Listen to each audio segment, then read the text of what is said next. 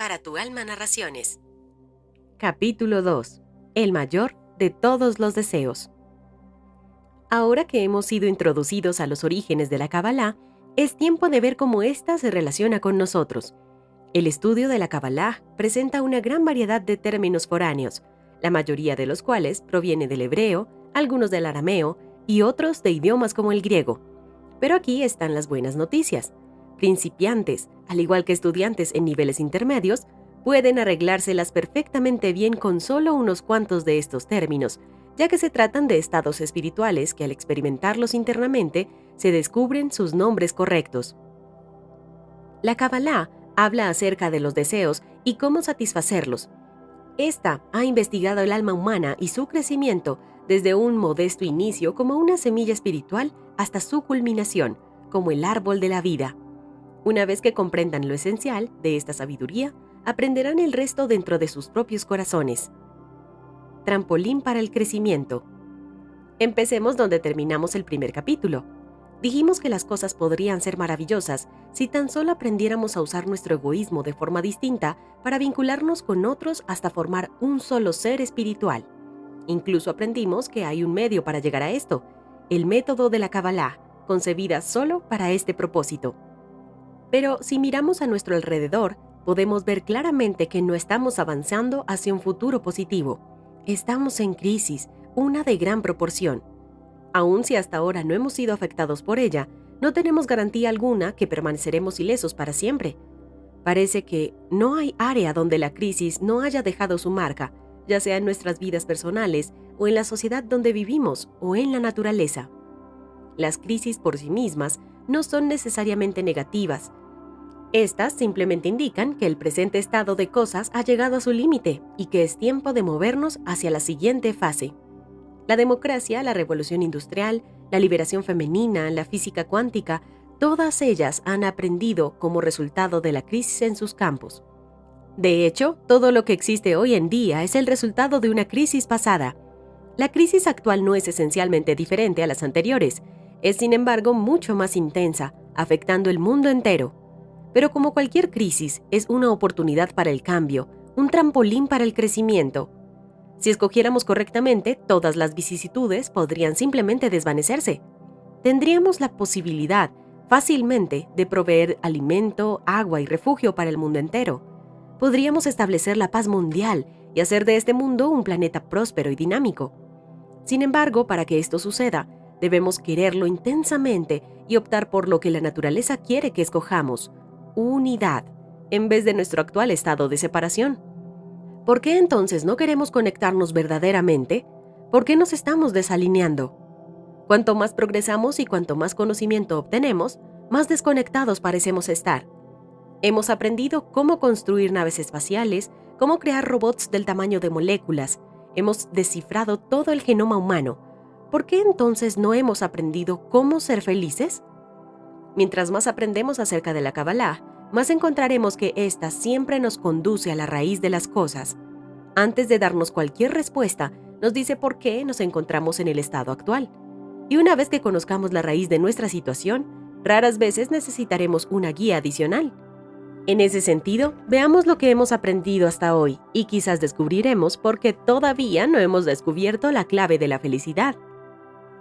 A puerta cerrada. El hombre, si ha sido educado de manera deficiente o insuficiente, es el más salvaje de las criaturas terrenales. Platón. El conocimiento siempre ha sido considerado una ventaja.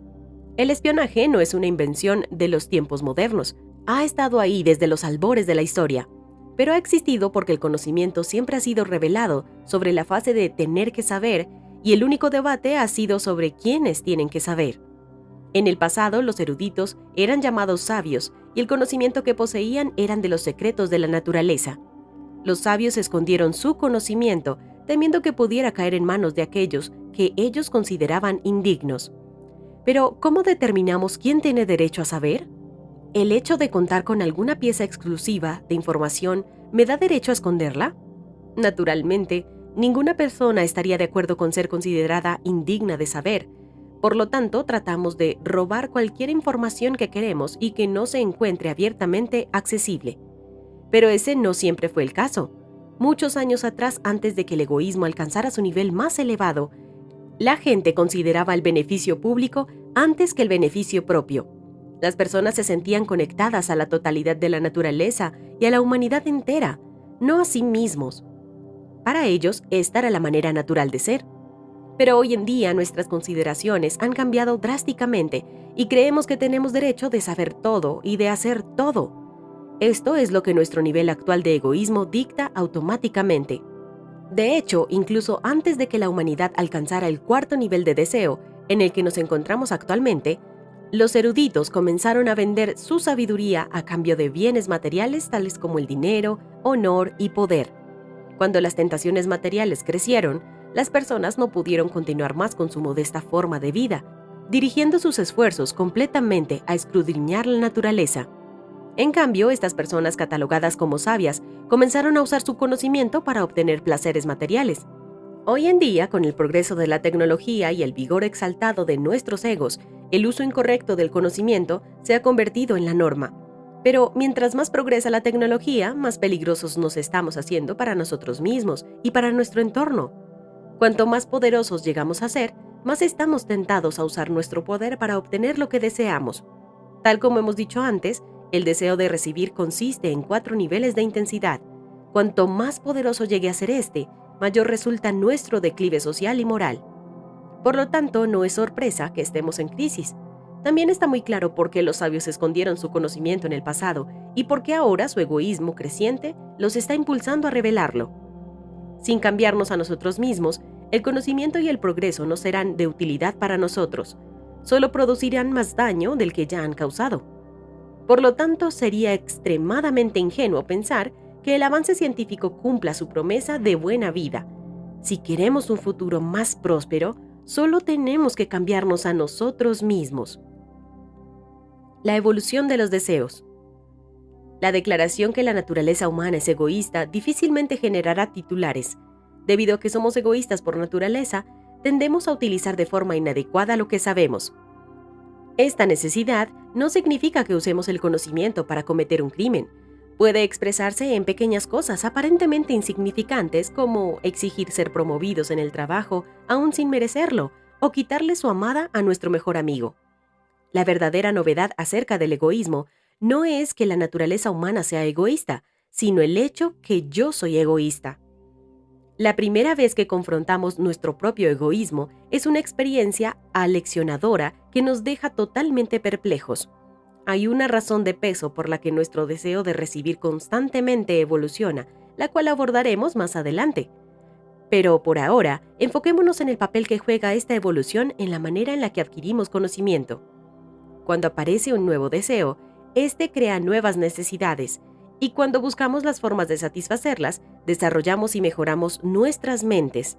En otras palabras, es el desarrollo del deseo de recibir placer que propulsa la evolución. El primer nivel de deseo se relaciona con los deseos físicos, tales como alimentos, sexo, familia y hogar. Estos son los más elementales, compartidos de igual forma por todas las criaturas vivientes. A diferencia del primer nivel de deseos, todos los demás son únicamente humanos y se derivan del simple hecho de estar en una sociedad. El segundo nivel es el deseo de la riqueza. El tercero es la búsqueda del honor, fama y dominación, mientras que el cuarto nivel es el deseo de conocimiento.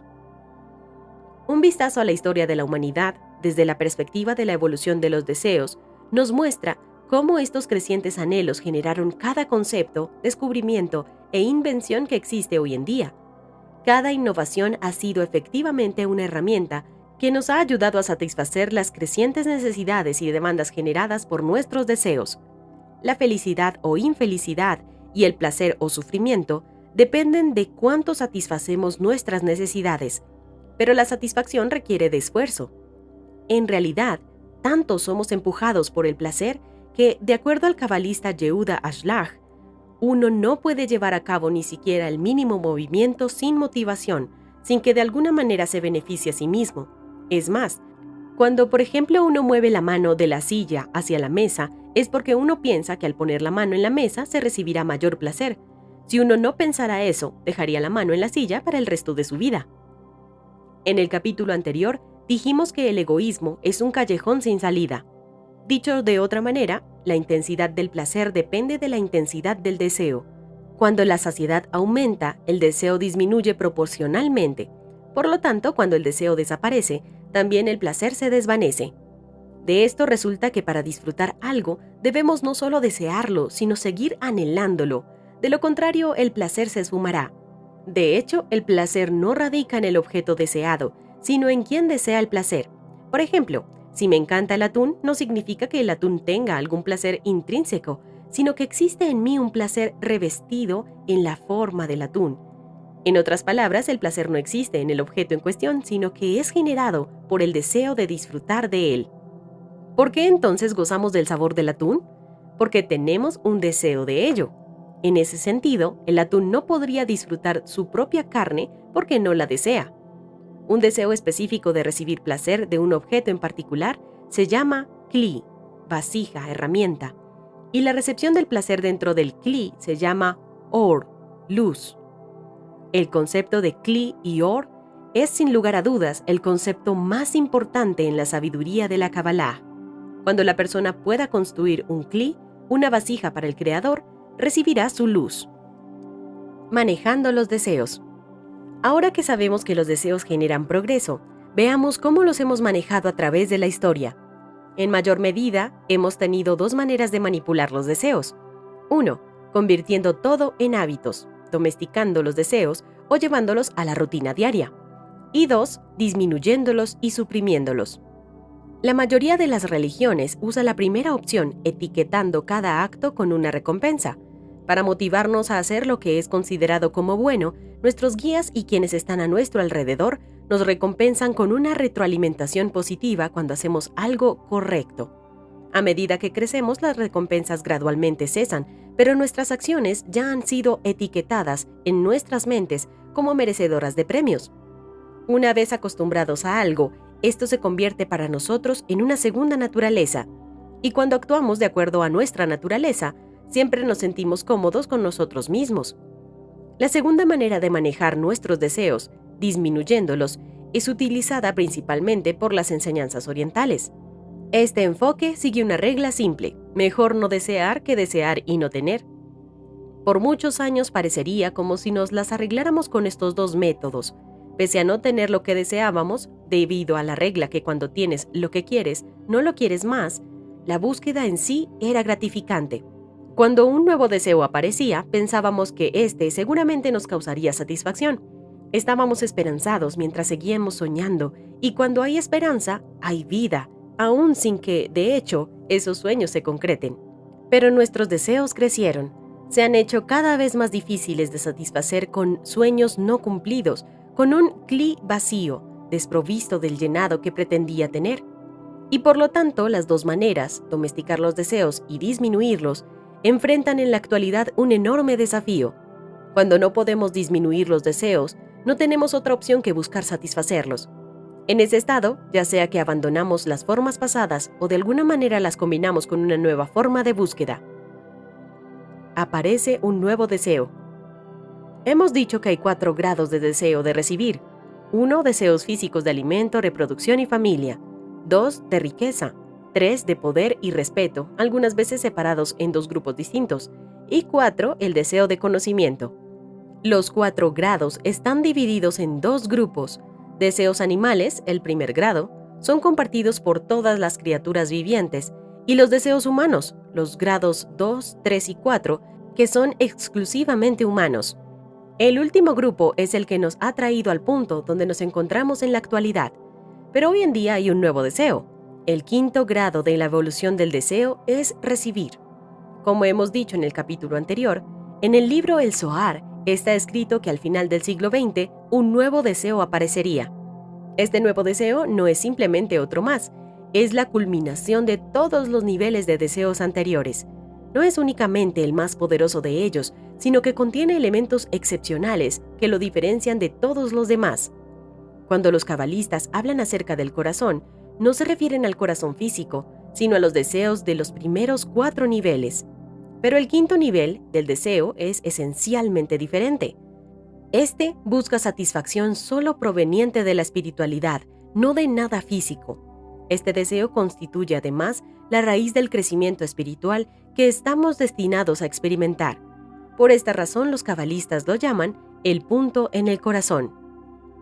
Un nuevo método para un nuevo deseo. Cuando el punto en el corazón aparece, uno comienza a cambiar, pasando de la etapa en la que se desean placeres terrenales, sexo, dinero, poder y conocimiento, al estado en el que se desean placeres espirituales. Debido a que este es un nuevo tipo de placer que estamos buscando, también necesitamos un nuevo método para satisfacerlo. El método para satisfacer el nuevo deseo se llama la sabiduría de la Kabbalah, la sabiduría de cómo recibir. Para entenderlo, veamos la diferencia entre la sabiduría de la Kabbalah, cuyo propósito es llenar el deseo espiritual, y los métodos utilizados para satisfacer todos los demás deseos.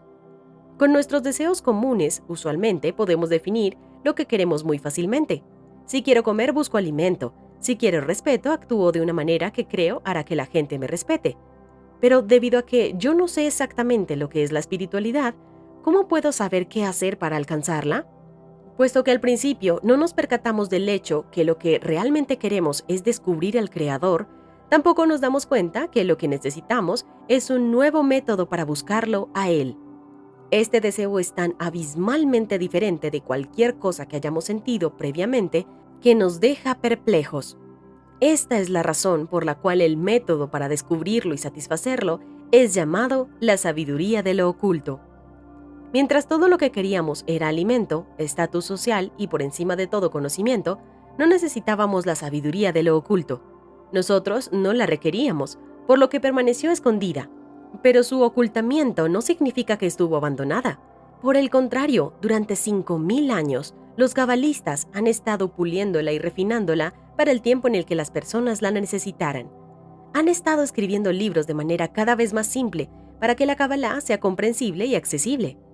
Ellos sabían que en el futuro, el mundo entero la necesitaría y escribieron que esto sucedería cuando el quinto nivel de deseo aparecería. Ahora este nivel ha surgido, efectivamente, y aquellos que reconocen esto sienten la necesidad de la sabiduría de la Kabbalah. En términos cabalísticos, para recibir placer, debemos tener un kli para ello, un deseo bien definido de un placer muy específico. La aparición de un kli impulsa a nuestros cerebros a buscar una manera de llenarlo con or, luz. Ahora que muchos de nosotros tenemos puntos en nuestros corazones, la sabiduría de la Kabbalah se presenta como un medio para satisfacer nuestro deseo de espiritualidad. Tikkun, la corrección del deseo de recibir. Ya hemos dicho que el deseo de recibir es un callejón sin salida. Cuando finalmente recibo lo que he estado buscando, casi inmediatamente deja de interesarme. Y por supuesto, al no quererlo, no puedo disfrutarlo. El deseo de espiritualidad posee un mecanismo intrínseco llamado tikkun, corrección, para evitar esta trampa. Un deseo del quinto nivel debe primero ser revestido con este tikkun antes de que pueda ser utilizado eficaz y placenteramente. Comprender el tikkun resolverá muchos malentendidos comunes acerca de la Kabbalah. El deseo de recibir ha sido la fuerza propulsora detrás de cada progreso y cambio en la historia de la humanidad, pero el deseo de recibir siempre ha consistido en recibir placer para la autogratificación. Aunque no hay nada malo en querer recibir placer, la intención de disfrutar con el fin de autogratificación nos coloca en posición a la naturaleza, al Creador. Por lo tanto, al querer recibir para nosotros mismos, de hecho, nos estamos separando del Creador. Esta es nuestra corrupción, la razón de toda desgracia y descontento. La corrección, tikkun, no ocurre cuando simplemente dejamos de recibir, sino cuando cambiamos la razón por la que estamos recibiendo. Es decir, cuando modificamos nuestra intención. Cuando recibimos para nosotros mismos, se llama egoísmo. Cuando recibimos con el propósito de unirnos con el Creador, se llama altruismo o unidad con la naturaleza. Por ejemplo, ¿disfrutarías comer el mismo alimento cada día durante meses? Probablemente no, pero eso es exactamente lo que se les exige hacer a los bebés. En esto ellos no tienen opción. De hecho, la única razón por la que están de acuerdo con eso es porque no conocen otra cosa. Pero seguramente no hay más placer derivado de comer que no sea el de llenar sus estómagos vacíos. Ahora piensa en la madre del bebé. Imagina su rostro iluminado mientras está alimentando a su hijo. Ella está en el séptimo cielo simplemente viéndolo comer saludablemente. El bebé posiblemente esté satisfecho, pero la madre está eufórica. En otras palabras, tanto la madre como el recién nacido disfrutan del deseo del niño por la comida. Pero mientras el enfoque del bebé es su propio estómago, el placer de la madre es infinitamente mayor por el deleite que le produce al estar dándole algo a su pequeño. Su enfoque no es hacia sí misma, sino hacia su hijo. Es igual con la naturaleza. Si supiéramos lo que quiere de nosotros y cumpliéramos, sentiríamos el placer de la entrega. Además, no lo percibiríamos en el simple nivel instintivo como el que la madre experimenta con su bebé, sino en el nivel espiritual consciente de nuestro vínculo de unión con la naturaleza. En hebreo, el idioma original de la Kabbalah, la intención se llama Kavaná. Por lo tanto, el tikún que necesitamos es colocar la Kavaná correcta por encima de nuestros deseos. La recompensa por hacer un tikún y tener una Kavaná es el logro del último y el más grande de todos los secretos, el deseo de la espiritualidad de alcanzar al Creador. Cuando este deseo se cumple, uno llega a conocer el sistema que controla la realidad, participa en el desarrollo de esta y eventualmente recibe las llaves y se sienta en el asiento del conductor.